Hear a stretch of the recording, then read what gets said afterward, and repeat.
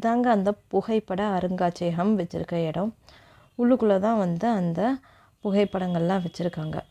இந்தியாவை பொறுத்த வரைக்கும் 1818களில் தான் வந்து கேமராவையும் புகைப்படங்களையும் வந்து அறிமுகப்படுத்தினாங்க. இங்கே ராஜஸ்தானில் இந்த உதய்பூர் பேலஸில் இருக்க மிக பழமையான புகைப்படமே 1860 எடுக்கப்பட்டதுன்னு சொல்கிறாங்க. அது மட்டும் இல்லைங்க, இங்கே நிறைய விதமான பெயிண்டிங்ஸு, போர்ட்ரேட்ஸ் எல்லாமே இருக்குது. இங்கே நம்ம பார்க்குறது வந்து மகாராணா பிரதாப் அவருடைய சிலையை தான் இங்கே வச்சுருக்காங்க நம்ம பார்க்கணுங்கிறதுக்காக. அந்த காலத்தில் அவங்க எப்படி வந்து உடை போட்டிருந்தாங்க அப்படின்றதுக்கு ஏற்ற மாதிரி அந்த சிலை இருக்குது.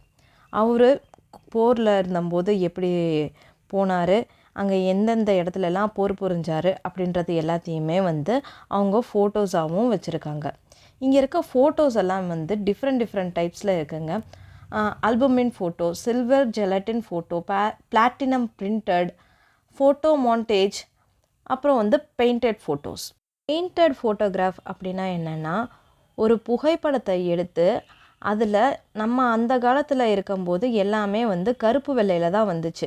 அது வந்து அவ்வளோ தூரம் உயிரோட்டமாக இல்லை அப்படின்ற காரணத்தினால அந்த ஃபோட்டோகிராஃபில் இருக்க குறைகளை வந்து நிவர்த்தி செய்கிற விதமாகவும் அதுக்கு உயிரோட்டம் கொடுக்குற விதமாகவும் அங்கே இருக்க மக்கள் வந்து அங்கே அந்த கலர்ஸ் வந்து அந்த புகைப்படத்துக்கு கொடுத்தாங்க.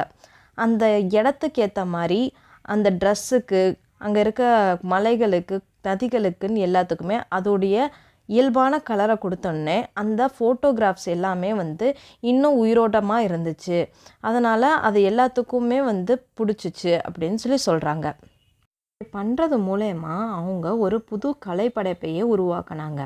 தடவை பார்த்ததும் அது புகைப்படமா இல்லை ஓவியமா அப்படின்னு சொல்லிட்டு நம்மளே பிரமிக்கிற அளவுக்கு வந்து அந்த ஓவியங்கள் அவ்வளோ உயிரோட்டமாக இருக்குது.